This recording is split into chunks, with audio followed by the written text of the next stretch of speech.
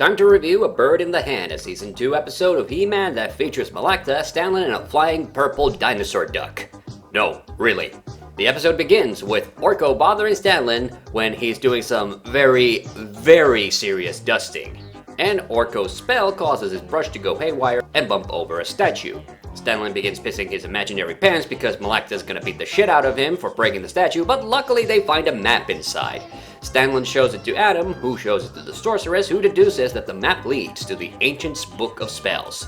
So to avoid getting a beating, Stanlin decides to go find the book to make up to Malakta. Now at this point, we see Skelly, Trapjaw, and Beastman flying around, and they send the aforementioned purple dinosaur duck thingy, called a Hollywag, no, not Poliwag, that's a Pokemon, to spy on them. And on that name, yeah, it seriously took me until Stanlin christens him Holly for me to realize that was his name. So anyway, Holly can imitate other characters. Silence, Furface! Holly! You can talk like Skeletor! I am not the king of beasts for nothing. But Beastman can also psychically listen to him and spies on the heroes as they go find the Book of Spells. In the meanwhile, Malakta realizes what's going on and he and Teela go after Stanlin and company.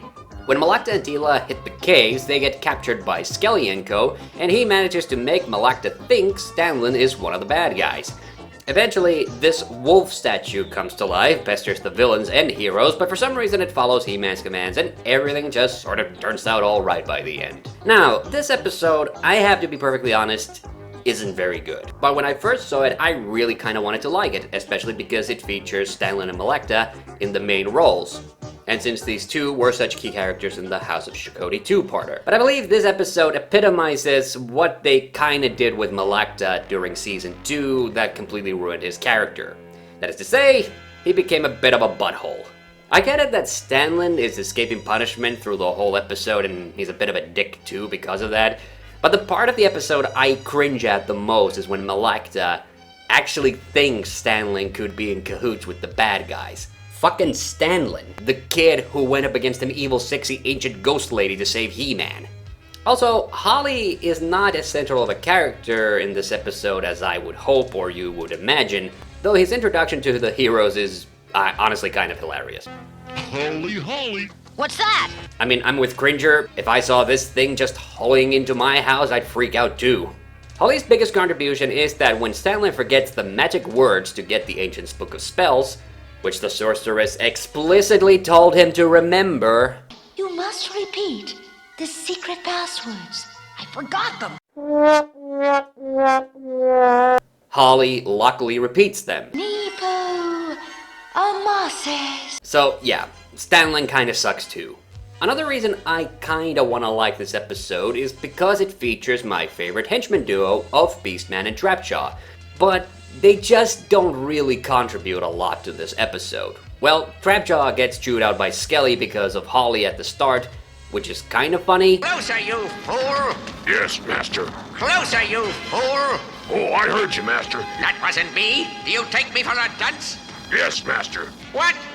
No. Also, it turns out Teela is just as easily defeated by nets as most He-Man villains, since she basically stops resisting when she and Malakta get a fucking net tossed on them. Seriously, what the hell, Teela? You couldn't shoot at it with your wrist laser or something? But the scene which baffles me the most is when Trapjaw is building a shack around them. I mean, maybe it's a cage, but it sure as hell doesn't look like it.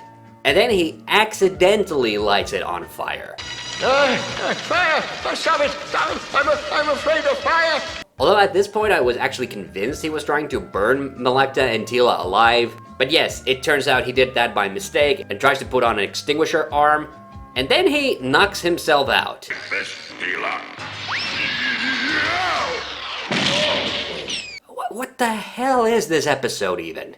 The episode also has kind of weird pacing for the first half. It really doesn't have a great flow, with Beastman just repeating everything that Holly hears, and Malakta and Teela kind of just playing catch-up with the heroes.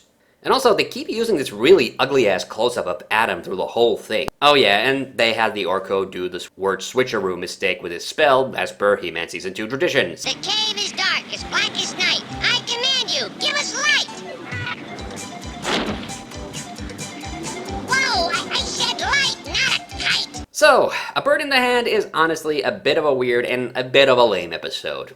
It has this dumpy, stupid plot flow, and it really doesn't come together in a satisfying way.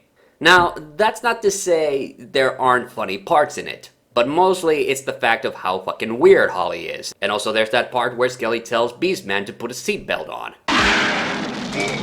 Beastman, you clumsy oaf, put your seatbelt on! However, I would not consider this an especially worthwhile episode. Maybe if you wanted to see Stanlin again that badly, but there are definitely better episodes with him, Malakta, Beastman, and Trapjaw in them.